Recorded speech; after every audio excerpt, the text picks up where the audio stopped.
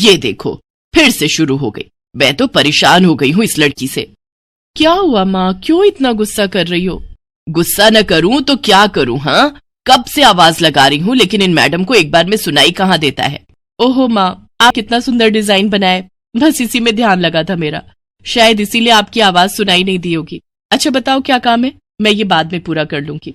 कुछ काम नहीं, खाने की थाली कब से लगा कर रखी है, अब महारानी को फुर्सत मिल गई हो तो चलकर खा लो। अच्छा खाना खाना है, अब आप शुरू करो, मैं बस 2 मिनट में आऊं। हाँ हाँ पता है तेरे 2 मिनट। इतना कहकर हिना की माँ सुमित्रा गुस्से में वहां से चली गई और फिर खाने की मेज पर। अरे क्या हो गया, इतने गुस्से में क्यों हो भाग्यवान? अब आप ही समझा लीजिए अपनी लाडली को, मेरी तो एक नहीं सुनती। हाँ तो क्या हो गया, तुम पे ही तो गई है। आपको मजाक सूझ रहा है? यहाँ मेरा दिमाग खराब हो रहा है, सारा दिन बस मेहंदी के डिजाइन बनाती रहती है और कोई काम ही नहीं है इसे। इसका मतलब वो सच में तुम पर ही गई है। तुम्हें भी तो मेहंदी लगाने का बड़ा शौक था ना इस उम्र में? हाँ, पर मैं घर का सारा कामकाज निपटाने के बाद ये सब करती थी। अरे ये तो खाना पीना भी छोड़कर बैठी है। सुमित्रा अपने पति सुरेश से हिना की शिकायतें कर ही रही थी कि तभी हिना वहां आ गई। क्या बनाया माँ? खुशबू तो बड़ी अच्छी आ रही है। मिल गई तुझे फुर्सत?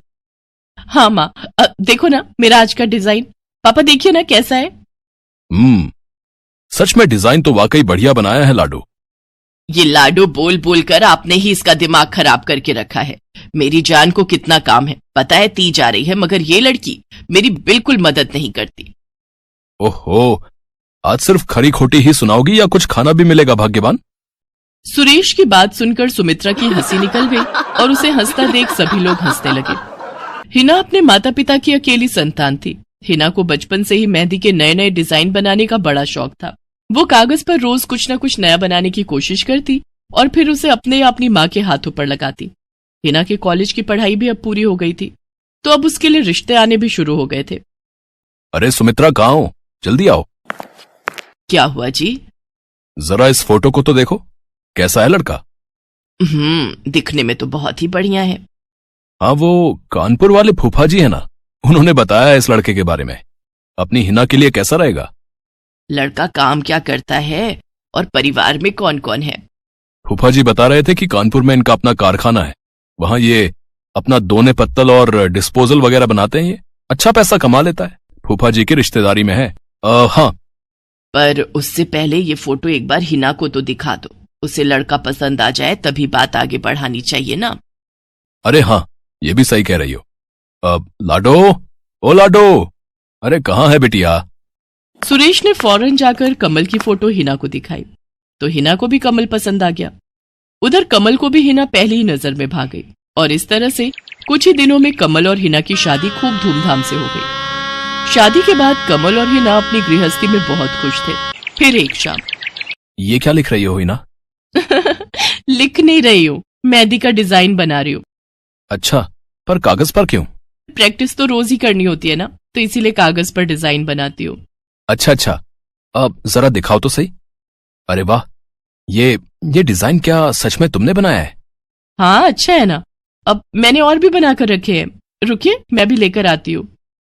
हिना ने अपने बनाए सारे डिजाइन्स कमल को दिखाए जो कमल को बहुत पसंद आए और उसने हिना की खूब तारीफ की। सब कुछ अच्छा चल रहा था और ऐसे ही हंसी खुशी दिन बीत रहे थे। लेकिन फिर एक सुबह। हेलो, क्या हुआ राठी जी, इतनी सुबह सुबह फोन क्यों किया? सर आप जल्दी से आ जाइए, गजब हो गया, अपनी फैक्ट्री में आग लग गई है सर, सब कुछ जल गया सर, कुछ भी नहीं बचा सर, जल्दी आ जाइए आप। फोन पर अपने मैनेजर की बात सुनकर कमल के पैरों तले जमीन खिसक गई। फैक्ट्री पहुंचा तो देखा वाकई फैक्ट्री पूरी तरह से जल रही थी। तभी एक जलती हुई बड़ी सी लकड़ी कमल पर आ गिरी, जिसकी वजह से वो बुरी तरह झुलस गया। उसे फौरन अस्पताल पहुंचाया गया और यहाँ से सब कुछ बदल गया। फैक्ट्री के काम को बढ़ाने के लिए कमल ने हाल ही में कई सारी नई मशीनें लोन पर खरीदी थी। मशीनें तो नहीं बची, लेकिन लोन चुकाने के चक्कर में पहले कमल की गाड़ी बिकी और फिर घर। मजबूर होकर कमल और हिना अब किराए के मकान में रहने लगे थे। फिलहाल कमल की हालत ऐसी नहीं थी कि वो कोई और काम कर सके। ऐसे में हिना ने घर चलाने का जिम्मा उठाया और वो घर घर जाकर औरतों के हाथों पर मेहंदी लगाने लगी। हालांकि इस काम से उसे बहुत कम पैसे ही मिल पा रहे थे, लेकिन हिना फिर भी पूरी मेहनत कर रही थी। क्या से क्या हो गया ना हिना, मैं किसी काम का नहीं रहा, हम बर्बाद हो गए। मैंने कहा था तुम्हें रानी बनाकर रखूंगा, मगर मेरे रहते हुए भी तुम्हें कितना संघर्ष करना पड़ रहा है। ऐसा क्यों कह रहे हैं आप बिल्कुल चिंता मत कीजिए, देखना धीरे धीरे सब ठीक हो जाएगा। हिना चाहती थी कि वो अपना एक पार्लर खोले, लेकिन फिलहाल ये मुमकिन नहीं था। मेहंदी लगाने का काम भी सीजन पर ही मिल पाता था, तो अब दिक्कत खाने पीने की भी होने लगी। ऐसे में हिना ने एक सेठ के घर मेड का काम करना शुरू कर दिया। और फिर एक दिन, सुन, तुझे कोई मेहंदी वाली पता है क्या? क्यों मैडम? अरे वो तीज आ रही है ना, तो मेहंदी लगवानी थी। हाँ, बाहर इतनी गर्मी है, अब ऐसे में कौन बाहर जाए, तो घर पर ही आकर कोई लगा दे तो बढ़िया रहेगा। अब हाँ मैडम, मैं बहुत अच्छी मेहंदी लगाती हूँ, आप मुझसे लगवा लो। ना ना ना, अगर खराब कर दी तो? तीज की पार्टी है मेरे यहाँ, मेहंदी तो बढ़िया ही लगवानी है मुझे। मैडम आप बिल्कुल चिंता मत कीजिए, और रुकिए, मैं अभी आपको कागज पर मेहंदी का डिजाइन बनाकर दिखाती हूँ, फिर आगे आप ही तय करना। इतना कहकर हिना ने फौरन एक कागज लिया और कुछ ही देर में उस पर एक बहुत ही सुंदर मेहंदी का डिजाइन बना दिया। और फिर, अरे वाह, ये तो सच में बहुत सुंदर है, बिल्कुल नया और बहुत ही खूबसूरत डिजाइन है। अब तो ये डिजाइन मेरे हाथ पर भी सेम टू सेम लगा देगी ना? हाँ मैडम, आप मुझ पर विश्वास कीजिए, मैं बचपन से ये करती आई हूँ। उस दिन हिना ने पूरे मन से अपनी मालकिन के दोनों हाथों पर मेहंदी लगाई। हिना ने जो डिजाइन बनाया था वो एकदम नया था और सुंदर भी। फिर अगले दिन, नमस्ते साहब, वो आपको कुछ? हाँ, मैं तुम्हारा ही इंतजार कर रहा था। ये कल शिवानी के हाथों पर तुम ही ने मेहंदी लगाई थी ना? जी साहब, मैंने ही लगाई थी। अब कोई गलती हो गई क्या मुझसे? नहीं, ऐसी कोई बात नहीं है, बस ये जानना था तुमसे कि मेहंदी का वो डिजाइन कहाँ से देखकर लगाया तुमने? कहीं से नहीं साहब, वो तो मैंने खुद से सोचा था, मैं कभी कहीं से देखकर डिजाइन नहीं बनाती। अच्छा, अगर ऐसा है तो जरा ये कागज और जरा इस पर एक मोर की थीम पर बेस्ड एक डिजाइन बनाकर दिखाओ, पर याद रहे डिजाइन बिल्कुल नया होना चाहिए। जी साहब, बस 2 मिनट दीजिए। हिना ने बस कुछ मिनटों के अंदर वो करके दिखा दिया, जिसे देखकर उसका मालिक साहिल मल्होत्रा हैरान रह गया। वाह, सच में कमाल है ये तो। अब तुमने डिजाइनिंग सीखी है क्या कहीं से? नहीं साहब, सीखी तो नहीं, लेकिन मुझे बचपन से ही शौक है मेहंदी लगाने का, तो बस इसीलिए। समझ गया। देखो हिना, तुम्हारा हुनर लाजवाब है और तुम्हें अपने इस हुनर को ऐसे बेकार नहीं जाने देना चाहिए। जी मतलब? तुम्हें पता है ना, मेरी फैक्ट्री में लेडीज कपड़ों के लिए कपड़ा बनता है, लेकिन काफी समय से मैं परेशान हूं, क्योंकि सूट साड़ियों वगैरह के लिए मेरे पास नए डिजाइन की कमी पड़ गई है। लेकिन अब लगता है ये कमी नहीं रहेगी। बोलो, बतौर डिजाइनर मेरे लिए काम करोगी तुम? जी साहब, बिल्कुल करूंगी। ये हिना के लिए सपने के सच होने जैसा था। अब वो काम वाली बाई से एक डिजाइनर बन गई। वो साहिल की फैक्ट्री में बनने वाले कपड़ों के लिए हर रोज नए नए डिजाइन बनाने लगी, और इसके बाद साहिल के फैक्ट्री में बनने वाले कपड़े की डिमांड काफी बढ़ गई, और इसके चलते हिना को भी उसके काम की बढ़िया सैलरी मिलने लगी। हिना अब अपनी कमाई से न सिर्फ अपना घर खर्च चलाने लगी, बल्कि उसने शहर के बढ़िया डॉक्टर से कमल का इलाज भी कराया, जिससे कमल बहुत जल्दी ठीक हो गया और उसने भी काम करना शुरू कर दिया। पर इस सब में पूरा 1 साल बीत गया और एक बार फिर से तीज का त्योहार आया। देखिए तो कैसी लग रही हूं मैं? बिल्कुल चांद जैसी लग रही हो। हिना ने नई हरे रंग की साड़ी पहनी हुई थी, जो उसने खुद डिजाइन की थी, और वाकई वो उसमें बहुत ही सुंदर लग रही थी। हिना, तुम सच में बहुत बहादुर हो। मैं तो उस हादसे के बाद उठकर खड़ा ही नहीं हो पाता, लेकिन तुमने सब कुछ ठीक कर दिया। तीज का ये त्योहार ही इसलिए है जी, मैं आपको कभी कुछ नहीं होने दूंगी।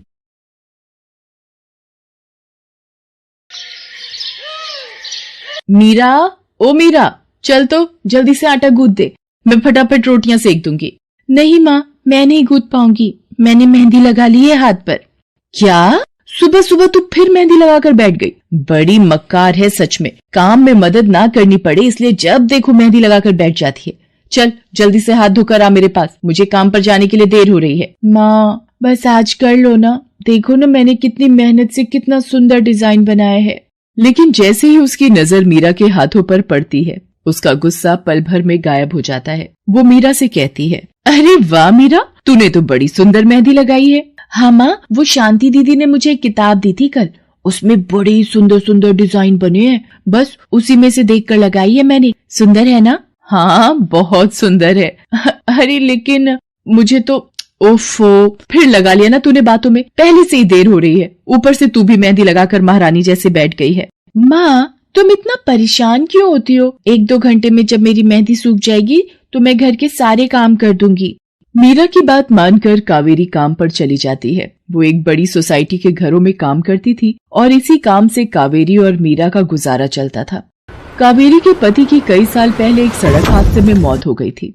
तब से कावेरी पर ही सारी जिम्मेदारी थी। मीरा भी घर के कामों में उसका पूरा हाथ बटाती थी। मीरा को मेहंदी लगाना बहुत पसंद था। उसने अपने घर के पीछे मेहंदी के कई सारे पौधे लगा रखे थे, जिनका वो बहुत ख्याल रखती थी। वो अपने हाथों से मेहंदी के पत्तों को पीसकर अपने हाथों में लगाने के लिए तैयार करती थी। फिर एक दिन, मीरा, हमें इस जगह पर थोड़ी मोड़ी खेती कर लेनी चाहिए।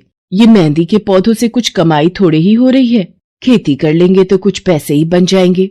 नहीं माँ, मेरे मेहंदी के पौधों को हाथ भी मत लगाना। बाजार से मेहंदी खरीदने के तो पैसे हैं नहीं हमारे पास। अब इन्हें तो रहने दो।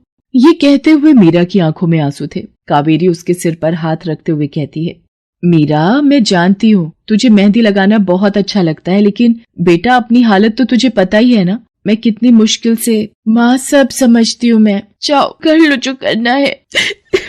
इतना कहकर मीरा रोते हुए वहाँ से चली जाती है। कावेरी को उसके लिए बुरा लग रहा था।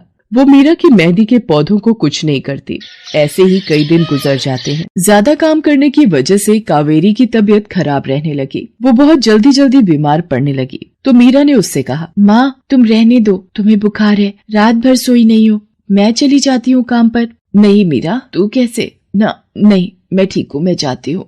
कावेरी जैसे ही उठकर चलने की कोशिश करती है, अचानक उसे चक्कर आ जाता है। मीरा उसे सहारा देकर बिस्तर पर लिटा देती है और उससे कहती है, बस माँ, अब तुम आराम करोगी और काम पर अब से मैं जाऊंगी। कावेरी घर पर रहकर आराम तो कर रही थी, लेकिन वास्तव में उसे अच्छे इलाज की भी जरूरत थी, जिसके लिए पैसे थे नहीं। दूसरी तरफ अब हर रोज मीरा काम पर जाती और लौटकर घर के भी सारे काम उसे ही करने पड़ते थे। इस सब में उसे मेहंदी लगाने का बिल्कुल भी वक्त नहीं मिल पाता था।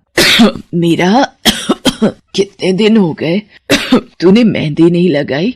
हाँ माँ, बस मन नहीं कर रहा। अच्छा, मेहंदी लगाने का तेरा मन नहीं? मैं सब जानती हूँ। मैंने बिस्तर पकड़ लिया है और मेरी फूल सी बच्ची पर सारे काम पड़ गए हैं। अब बस बहुत हो गया आराम। मीरा, जा, तू जाकर मेहंदी लगा ले, आज मैं जाऊंगी काम पर।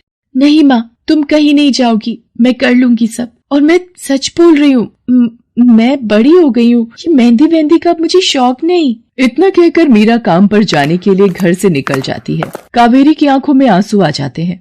मीरा सोसाइटी के कई घरों में काम करती थी। उन्हीं में से एक घर आरती का भी था। उसके घर पर तीज का त्योहार बड़े धूमधाम से मनाया जाता था। तीज की तैयारियों में मीरा भी मदद कर रही थी। इसी बीच, अरे ऐसे कैसे? मैंने सारे रिश्तेदारों को बुला लिया है, मेरी सारी फ्रेंड्स भी आने वाली हैं। मैं क्या कहूँगी उन्हें? फोन पर काफी देर बहस करने के बाद आरती फोन रख देती है। उन्हें उदास देखकर मीरा उससे पूछती है, क्या हुआ मैडम जी, आप कुछ परेशान लग रहे हो? हाँ मीरा, बड़ी मुसीबत हो गई। कल तीज का फंक्शन है, मैंने सबको मेहंदी लगवाने के लिए यहीं बुला लिया है और आखिरी मौके पर ये पार्लर वाली धोखा दे गई। कह रही है कल नहीं आ पाएगी। अब क्या होगा? इतनी जल्दी कौन तैयार होगा सबको मेहंदी लगाने के लिए? मैडम जी, वैसे मैं भी ठीक ठाक मेहंदी लगा लेती हूँ। अरे हाँ, कावेरी ने मुझे बताया तो था एक बार कि तुझे मेहंदी लगाने का बहुत शौक है। वैसे मुझे तो कोई परेशानी नहीं है। तू देख ले बेटा, बहुत सारे हाथ लगाने होंगे और मेहंदी बढ़िया लगनी चाहिए सबके। आप बिल्कुल चिंता मत करिए मैडम जी, मैं सब अच्छे से करूँगी। बहुत दिनों बाद मीरा के चेहरे पर खुशी थी। उसने घर पहुंचते ही मेहंदी के खूब सारे पत्ते तोड़कर पत्थर पर पीसना शुरू कर दिया। ये देखकर कावेरी ने मीरा से कहा, अरे मीरा, शाम हो गई है, अब मेहंदी मत लगा, मौसम भी ठंडा है बेटा। ये मेहंदी मैं अपने लिए नहीं पीस रही माँ, वो 5वें फ्लोर वाली मैडम जी है ना, कल उनके यहाँ लगानी है। अच्छा बेटा, पर ध्यान से बेटा, वो बड़े लोग हैं, कोई गलती ना हो जाए। माँ, तुम बिल्कुल चिंता मत करो, मेहंदी लगाने में मुझसे कभी कोई गलती हो ही नहीं सकती। मीरा खूब सारी मेहंदी तैयार करके अगले दिन आरती के घर पहुंच जाती है। वो अपनी मेहंदी को कोन में भरने लगती है कि तभी आरती की एक फ्रेंड आरती से, आरती, ये किसे बुला लिया तुमने? मैंने जिस पार्लर का नंबर दिया था तुम्हें, उससे बात नहीं हुई क्या? हुई तो थी, लेकिन उसने आखिरी वक्त पर मना कर दिया। तुम बिल्कुल चिंता मत करो, ये मीरा है, मेरी हाउसमेड है ना कावेरी, ये उसी की बेटी है, बहुत अच्छी मेहंदी लगाती है ये। ओफो आरती, तुम भी ना, पार्लर की बात अलग होती है, उन लोगों का मटेरियल ब्रांडेड होता है, मेहंदी के रचने की गारंटी मिलती है वहां से। और इसकी मेहंदी तो मुझे कुछ समझ नहीं आ रही, इस पर तो कोई लेबल तक नहीं है, अगर कुछ गलत रिएक्शन हो गया हाथों पर तो। आप बिल्कुल चिंता मत कीजिए मैडम जी, ये मेहंदी मैंने खुद पीस कर तैयार की है, मेरे पास बहुत सारे मेहंदी के पौधे हैं, इसमें कुछ भी ऐसा नहीं है जो आपके हाथों को नुकसान दे। ना भाई ना, सॉरी आरती, बट मैं अपने हाथों को लेकर कोई रिस्क नहीं ले सकती, तुम सब लगवाओ, मैं तो पार्लर जाकर ही लगवाऊंगी। इतना कहकर आरती की दोस्त शालिनी वहाँ से चली जाती है। आरती मीरा को इशारा देकर काम शुरू करने को कहती है। अरे वाह, मानना पड़ेगा, इस बच्ची ने कमाल की मेहंदी लगाई है। मुझे तो नहीं लगता कि इस मेहंदी का वैसा रंग आएगा जैसा पार्लर वाली मेहंदी का आता है। अब बस भी करो शालिनी, मेहंदी कैसी रचेगी ये कल तक पता चल ही जाएगा ना, बच्ची है वो, उसे इस तरह डराओ तो मत। अरे मुझे क्या, मेरे हाथ कौन सा खराब होने वाले हैं, तुम ही लोग लगवाओ और तुम ही भुगतना। शालिनी गुस्से में वहाँ से चली जाती है। उसे पूरा यकीन था कि मीरा की मेहंदी रचेगी नहीं, साथ ही हाथों पर उसका गलत रिएक्शन भी हो सकता है, लेकिन जो हुआ वो इससे बिल्कुल अलग था। अगले दिन मीरा के घर पर। अरे मैडम जी, आप यहाँ, आपने तो आज काम पर आने के लिए मना किया था ना, मैं इसीलिए नहीं आई। हाँ, कल तुम कितना थक गई थी, इसीलिए मैंने आने को मना किया। मैं यहाँ तुम्हें काम पर बुलाने नहीं बल्कि किसी और काम से आई हूँ, अंदर नहीं बुलाओगी? अरे माफ कीजिएगा मैडम जी, आइए अंदर आइए। आरती को देखकर कावेरी भी बिस्तर से उठकर खड़ी हो जाती है। आरती के साथ उसकी दोस्त शालिनी भी थी। मीरा उन दोनों को पानी देते हुए कहती है, ये लीजिए मैडम जी, मेहंदी तो ठीक से रची ना मैडम जी? ये तुम्हें मैं नहीं शालिनी बताएगी। फिर शालिनी अपने हाथ मीरा की तरफ बढ़ा देती है। उसके हाथों पर कई जगह छाले पड़े हुए थे। ये देखकर मीरा उससे कहती है, अरे ये क्या हुआ मैडम जी? मैंने तुमसे मेहंदी नहीं लगवाई, उल्टा तुम्हारा अपमान करती रही, उसी की सजा मिली है मुझे। मैंने सबसे महंगे वाले पार्लर में जाकर मेहंदी लगवाई। मैंने उनसे जोर देकर कहा कि मेहंदी का रंग बहुत बढ़िया आना चाहिए। इस चक्कर में उन्होंने पता नहीं क्या क्या मिला दिया मेहंदी में, और मेरे हाथों का ये हाल हो गया। और दूसरी तरफ तुम्हारी मेहंदी, जिसने भी लगवाई उसके हाथों की रंगत ही अलग है। देखो आरती के हाथ देखो जरा। आरती ने अपने हाथ आगे बढ़ा दिए, जिन पर मीरा के हाथों से लगी मेहंदी का बहुत ही अच्छा रंग चढ़ा था। फिर आरती कावेरी के पास जाकर उससे बोली, बस कावेरी, ये झाड़ू पोछा और बर्तन बहुत करवा लिए तुमने मीरा से, ये अब वो करेगी जो इसे करना चाहिए। जी क्या मतलब मैडम जी? ये अब मेहंदी लगाएगी सबके हाथों पर। हमारी एक दोस्त का अपना ब्यूटी पार्लर है, उसे मीरा का काम और उसकी मेहंदी की क्वालिटी बहुत अच्छी लगी। वो मीरा को अपने यहाँ काम देना चाहती है, अच्छे पैसे भी देगी वो मीरा को, और तो और वहाँ रहकर मीरा पार्लर के दूसरे काम भी सीख पाएगी। आरती की बात सुनकर कावेरी की आंखों में आंसू आ जाते हैं। वो हाथ जोड़कर आरती का शुक्रिया अदा करती है। मीरा भी बहुत खुश थी। अब न सिर्फ वो अपना मेहंदी लगाने का शौक पूरा कर सकती थी, बल्कि अच्छे पैसे कमाकर अपनी माँ का इलाज भी करवा सकती थी। एक समय की बात है, केशवपुर नामक गांव में सरला नाम की एक बूढ़ी विधवा औरत अपने बेटा बहू के साथ रहती थी। सरला की बहू जया स्वभाव से बहुत बुरी थी। वो रोजाना सरला से बात बात पर लड़ती रहती थी। सरला का पति किशन शहर में मजदूरी करता था, इसलिए वो कभी कभी ही गांव आ पाता था। किशन शहर से घर खर्चे के लिए पैसे भेजता तो 2 लिफाफे भेजता, एक अपनी माँ के नाम और एक अपनी पत्नी के नाम। पर जया सरला के पैसे भी अपने पास ही रख लेती थी।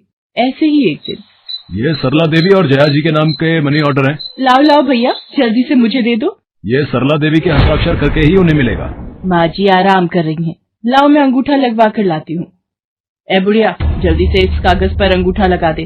भैया मनी ऑर्डर मुझे दे दो। जया सारे पैसे अपने पास रख लेती है और अपने और बेटे बिट्टू के लिए खाने पीने की चीजें खरीद लाती है। माँ बहुत भूख लगी है। ये देख मैं तेरे लिए कितने सारे पकवान लाई हूँ, पूड़ी, छोले, समोसे, कचौड़ी। चल हम दोनों मिलकर खाते हैं, मजा आ जाएगा। जया बहू, बहुत भूख लगी है, सुबह से कुछ भी नहीं खाया है। अगर थोड़ा सा कुछ खाने को मिल जाता तो। पता नहीं इस बुढ़िया को कितनी भूख लगती है, जब देखो हम माँ बेटे के खाने पर नजर लगाती रहती है। ये ले पकड़, आधी कचौड़ी दे रही हूँ, अब रात तक कुछ खाने को नहीं मिलेगा। और तुझे तो मैंने बोला था कि कपड़े धो देना, तेरे से अभी तक कपड़े नहीं धुले। ये कचौड़ी खाकर चुपचाप सारे कपड़े धो देना, नहीं तो मुझसे बुरा कोई नहीं होगा। बेचारी सरला कचौड़ी का एक टुकड़ा खाकर भला क्या पेट भरती। वो फिर से दोबारा काम पर लग जाती है। एक दिन किशन शहर से वापस आने वाला था। जया को पता था कि जब किशन सरला से पूछेगा कि वो उसे पैसे बराबर भेजता है तो उसे मिलते हैं या नहीं। ये बात सोचकर जया थोड़ा घबरा जाती है और वो सरला से कहती है, ओ बुढ़िया, अगर तूने अपने बेटे से कहा कि तुझे उसके भेजे हुए पैसे नहीं मिलते तो मुझसे बुरा कोई नहीं होगा। वो तो एक दिन रहकर चले जाएंगे, उसके बाद जो मैं तेरा हाल करूंगी ना, फिर तू देखती रह जाएगी। इसलिए अपने बेटे के सामने दुखड़े रोने की कोशिश मत करना। नहीं बहू, मैं किशन को कुछ नहीं कहूंगी। माँ, मैंने तुम्हें पैसे भेजे थे, वो तुम्हें मिल गए थे ना? अरे आप बिना कैसी बातें करते हो? माँ जी को मैं बराबर से पैसे देती रहती हूँ। माँ जी, ये लो गरम गरम पनीर के पकौड़े, आप भी खाओ। किशन 2 दिन रहकर शहर वापस चला जाता है। जया फिर से अपने रूप में आ जाती है। दिन भर सरला काम करके एक दिन चक्की से आटा पिसवा कर लौट रही थी कि अचानक उसे चक्कर आ जाते हैं। रिक्शा में जाती एक लड़की देख लेती है। भैया, इन्हें उठाने में मेरी मदद करो, बेचारी पता नहीं कौन है। सुमन, ये तेरे साथ कौन है? ये रास्ते में बेहोश हो गई थी, मैं इन्हें घर ले आई, लगता है इन्हें होश आ गया है। अब कैसा लग रहा है आपको? मैं ठीक हूँ बेटी, तुम्हारा बहुत बहुत शुक्रिया बेटी। माँ जी, आप इतनी भारी आटे की बोरी अकेले ही उठा कर ले जा रही थी, आपके बच्चे या कोई? सरला की आंखों में आंसू आ जाते हैं, वो रो पड़ती है। माँ जी, कोई परेशानी है तो आप हमसे कह सकते हो, मुझे लग रहा है आप बहुत परेशानी में हो। क्या करूं बेटी, मैं इस जीवन से हार गई हूँ। सरला के दुख का घड़ा फूट जाता है और वो सारा दुख सुमन और बाकी लड़कियों को बताती है। अब इस संसार में जीने की कोई इच्छा नहीं है मेरी। माँ जी, ऐसा मत सोचिए, आप जीवन से यूं निराश मत होइए। अब आप अपनी बहू के पास वापस मत जाना, आप यहाँ हमारे साथ रहो। बेटी, तुम बहुत अच्छी हो, भगवान तुम्हारा भला करे। तुम लोग यहाँ गांव में रहती हो क्या? जी माँ जी, हम मेहंदी वाली हैं। हम लोग मेहंदी लगाने का काम करती हैं और आसपास के गांव और शहरों में मेहंदी लगाने जाती हैं। क्या मैं भी ये काम सीख सकती हूँ? क्यों नहीं, बिल्कुल, और ये तो बहुत अच्छी बात है। हमारे ग्रुप में आप भी जुड़ जाओगे, मैं आपको मेहंदी लगाना सिखाऊंगी। सरला अब उन लड़कियों के साथ ही रहने लगी और कुछ ही समय में वो बहुत अच्छी मेहंदी लगाना सीख गई। इधर जया सरला के कुछ दिन तक वापस न आने से घबरा जाती है। ये बुढ़िया इतने दिनों से कहाँ गायब है, मुझे तो कोई खोज खबर नहीं है। बिट्टू के बापू ने हम सबको अचानक शहर बुलाया है, वहां जाकर अब यही बोलना पड़ेगा कि बुढ़िया की तबीयत खराब थी इसलिए नहीं ला सकी। जया बिट्टू को लेकर किशन के पास शहर पहुंचती है। क्या हुआ जया, माँ तुम्हारे साथ नहीं आई? वो माँ जी की तबीयत कुछ ठीक नहीं थी, इसलिए मैंने उन्हें बोला कि वो गांव में ही रहें। बेकार में सफर करती तो उनकी तबीयत और खराब हो जाती। पर तुमने मुझे अचानक क्यों शहर क्यों बुला लिया? अरे वो हमारे सेठ जी की लड़की की शादी है, इसलिए उन्होंने बोला कि कोई ऊपर के कामों के लिए मिल जाए। मैंने सोचा तुम्हें बुला लेता हूँ, और माँ भी थोड़े दिन के लिए मेरे पास रह लेगी। चलो कोई नहीं, मैं तुम्हें मालकिन से मिलवा देता हूँ। देखो किशन, शाम को मेहंदी का समारोह है तो काम अच्छे से निपटाने हैं। जितने भी मेहमान आएंगे उनके स्वागत में कोई कमी ना होने पाए। आप चिंता मत करो मालकिन, सब हो जाएगा। ये मेरी पत्नी है, मैंने इसे गांव से बुला लिया है, ये सब संभाल लेगी। जया मेहंदी समारोह की तैयारियों में काम करवाने लगती है। सब मेहमान आने लगते हैं। रिचा, मेहंदी वाली अभी तक नहीं आई, कितने बजे का टाइम दिया था? मम्मी, मेरी उनसे बात हो गई है, बस कुछ ही देर में आती होंगी। लो वो आ गई। माँ जी, ये यहाँ कैसे? मेहंदी वाली लड़कियों के साथ? माँ यहाँ? जया, तुम तो कह रही थी कि माँ बीमार है और गांव में है, पर माँ मेहंदी वाली लड़कियों के साथ क्या कर रही है? मुझे कुछ समझ नहीं आ रहा। मैं माँ के पास जा रहा हूँ। माँ, तुम यहाँ इन सबके साथ? किशन बेटा, आप मेरे साथ इधर आइए, मैं आपको सब बताती हूँ। ये लड़की इनको सब कुछ बता देगी। शायद आप नहीं जानते हैं, आपकी पत्नी ने आपकी माँ पर बहुत जुल्म किए हैं, इसीलिए ये बेचारी अपना घर छोड़कर हमारे साथ रहने को मजबूर थी। सुमन किशन को सारी सच्चाई बताती है। सरला की आंखों में आंसू आ जाते। किशन सबके साथ जब घर आ जाता है। जया, तुम्हें शर्म आनी चाहिए। तुमने मेरी माँ के साथ इतना बुरा व्यवहार किया। तुम्हारी वजह से मेरी माँ दर दर भटक रही है। अब तुम मेरे साथ एक पल भी नहीं रहोगी। बिट्टू को मैं पाल लूंगा। अभी के अभी अपने मायके निकल जाओ। ऐसा मत कहो, मैं आप लोगों के बिना कैसे रहूंगी। मुझे माफ कर दो, मुझे माफ कर दो, मेरे से गलती हो गई। माँ जी मुझे माफ कर दो। किशन बेटा, मैं किसी से भी नाराज नहीं हूँ। जया बहू को माफ कर दे। गलती इंसान से ही होती है बेटा। मैंने जया बहू को माफ कर दिया। किशन जी आप चिंता मत कीजिए, आपकी माँ जी अब हमारे साथ ही काम करेंगी। उस दिन के बाद जया ने अपना व्यवहार बदल लिया। सरला ने मेहंदी लगाना नहीं छोड़ा, वो अपनी मेहंदी लगाने के काम को करती रही। जया को अपनी गलती का एहसास हो गया था। अब वो भी सरला की बहुत देखभाल करती थी। संध्या की बुआ जो कि दिल्ली में रहती थी, वो उसके लिए एक अच्छे घर का रिश्ता लेकर आई थी। देखो भैया, मेरी इतनी जान पहचान तो नहीं है लड़के वालों से, पर इतना जानती हूँ अड़ोस पड़ोस में कहीं पूछोगे तो लोग अच्छा घर ही बताएंगे। ठीक है सुमन, अगर तुम कहती हो तो लड़के वालों को एक बार बुला लेते हैं। अब संध्या भी लड़के को देख लेगी। संध्या की बुआ लड़के वालों से अपने तरीके से बात कर लेती है और कुछ दिनों बाद संध्या की शादी विपुल नाम के लड़के से हो जाती है। पता नहीं इस काम वाली को छुट्टी लेकर गांव अभी जाना था। उसे पता था शादी वाला घर है, नई नवेली दुल्हन आएगी तो घर में 100 काम होंगे, फिर भी बिना बताए गांव निकल गई। अब मैं दूसरी काम वाली इतनी जल्दी कहाँ से ढूंढूंगी। राजेश्वरी, एक प्याली चाय दे दो तो बड़ी मेहरबानी होगी। सुबह से एक प्याली चाय भी नहीं मिली है। तुम्हें तो जब देखो चाय पीने की पड़ी रहती है। पता भी है एक बर्तन नहीं है धुला हुआ जिसमें तुम्हारी चाय बना दूं। ढेरों बर्तन रसोई में पड़े हैं झूठे। माँ मैं कॉलेज जा रही हूँ, तुम मुझे ये मत कहना कि मैं छुट्टी कर लूं और तुम्हारे साथ घर का काम करवाऊं। मेरा आज बहुत बड़ा प्रोजेक्ट सबमिट होना है, इसलिए मैं तो कोई काम नहीं कर सकती। ये लो, अब इसे भी अभी कॉलेज जाना था। अब मैं क्या करूं, कुछ समझ नहीं आ रहा। संध्या की सास राजेश्वरी अभी काम वाली को लेकर परेशान हो ही रही थी। तभी संध्या राजेश्वरी की सारी बातें सुन लेती है और रसोई में जाकर बर्तन धोने लगती है। अरे संध्या बहू, तुम ये रसोई में क्या कर रही हो? हटो हटो हटो, ये झूठे बर्तन तुमसे थोड़ी करवाऊंगी। अभी तुम्हारे हाथों की मेहंदी भी नहीं उतरी।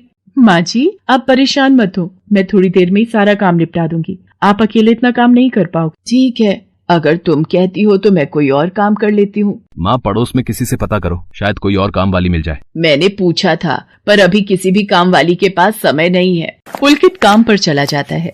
संध्या सारे घर का काम करती है। अब तो रोजाना ही ऐसा होने लगा। काम वाली तो थी नहीं। संध्या की ननद पूजा सुबह होते ही कॉलेज निकल जाती और सास पैरों में दर्द के बहाने बिस्तर पर आराम करती। संध्या तो मानो घर के कामों में ही उलझ गई। एक शाम, माँ तुम बिल्कुल सही बहू ढूंढ कर लाई हो। बेचारी गरीब घर की है, इसलिए चुपचाप संस्कारी बहू की तरह घर के काम कर लेती है। अगर कोई पैसे वाले घर की लड़की बहू बनाकर ले आती तो वो पूरे घर को अपने इशारों पर नचाती और तुम और मैं बस बर्तन घिसते रह जाते। तभी तो मैंने इसकी बुआ को शादी के लिए हाँ कह दिया था। मुझे पता है ये गरीब घर की लड़कियां बड़ी सीधी सादी बहुएं साबित होती हैं। अब काम वाली गांव भाग गई। सोच ये ना होती तो कौन काम करता। राजेश्वरी, तुम दोनों माँ बेटी को तो संध्या बहू का शुक्रगुजार होना चाहिए। बेचारी ने आते से ही पूरा घर संभाल लिया। ऐसे ही दिन बीत रहे थे। संध्या सभी घर वालों की देखभाल का पूरा ध्यान रखती थी। एक दिन, क्या हुआ पुलकित बेटा, तुम इतने परेशान क्यों हो? और आज तुम ऑफिस भी नहीं गए? पापा मेरी नौकरी छूट गई है। कंपनी घाटे में चल रही थी, इसलिए उन्होंने मेरे जैसे बहुत से वर्कर्स को अचानक निकाल दिया। दिमाग खराब हो रहा है, गाड़ी की किश्त भरनी है, घर का लोन भी पूरा नहीं हुआ है। घर का खर्चा अब सब कुछ कैसे होगा, कुछ समझ में नहीं आ रहा है। पुलकित बेटा चिंता मत कर, अब कोई ना कोई रास्ता निकल आएगा। ज्यादा होगा तो कुछ दिनों के लिए मैं कोई काम कर लूंगा। पापा मेरे होते हुए आप काम नहीं करोगे, मैं कुछ सोचता हूँ। पुलकित दूसरी नौकरी को लेकर परेशान था। उसे कोई काम नहीं मिल रहा था। घर में पैसों की तंगी भी शुरू हो गई। पुलकित ने अपनी गाड़ी बेच दी। घर के लोन को लेकर वो परेशान था। 15,000 रुपए की किश्त उसे भरनी थी। तभी, भैया मेरे कॉलेज की फीस इस बार बहुत लेट हो गई है। मेरा आखिरी साल है, अगले महीने की 5 तारीख तक 12,000 रुपए फीस के भरने हैं। मैं कुछ इंतजाम करता हूँ। ऐसे खाली हाथ पर हाथ रखकर मैं नहीं बैठ सकती, मुझे कुछ सोचना होगा। पता नहीं, हो सकता है किरण ने बात कर ली होगी, पूछती हूँ। हेलो किरण, मैं संध्या बोल रही हूँ। तूने बात की फिर? पार्लर में जगह खाली है क्या? हाँ मैंने बात कर ली है। 12,000 रुपए महीना देंगी रविता मैम। बोल, तू हाँ बोलती है तो मैं बात कर लेती हूँ। ठीक है, तू हाँ बोल दे, कम से कम कुछ तो पैसे आ जाएंगे। संध्या पुलकित से पार्लर में मेहंदी लगाने की नौकरी की बात करती है।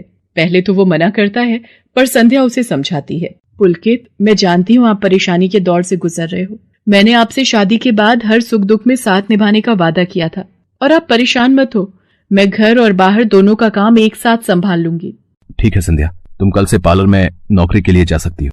अगले दिन से संध्या सारे घर के काम के साथ साथ पार्लर भी जाती और वहां पर पूरा दिन मेहंदी लगाने का काम करती और शाम के वक्त घर आती।